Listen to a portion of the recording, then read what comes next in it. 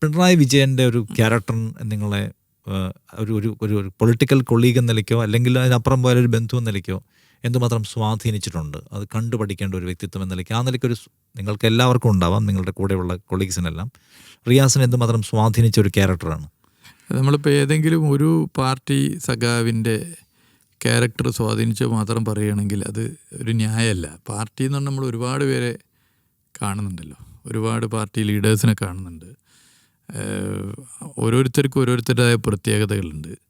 അതിൽ നമ്മൾ മാതൃകയാക്കേണ്ട പ്രത്യേകതകൾ തീർച്ചയായിട്ടും നമ്മൾ മാതൃകയാക്കണം.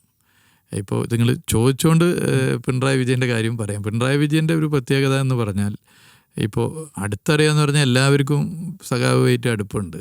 അതിൻ്റെ അപ്പുറത്തേക്കൊരു ഇടപെടൽ നടത്തിയാൽ അതിൽ വഴങ്ങി നിൽക്കുന്ന ആളല്ല.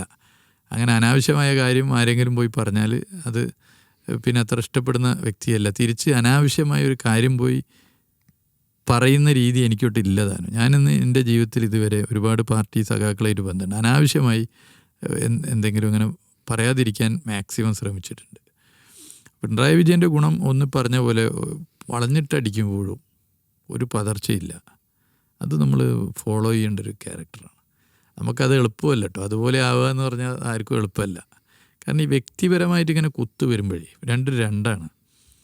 ആ കുത്ത് സഹിച്ച് പാർട്ടി എന്നുള്ള ഒരു ബോധത്തിന് മുകളിൽ നിൽക്കുക എന്ന് പറഞ്ഞാൽ അത് കുറച്ച് വലുതാണ്.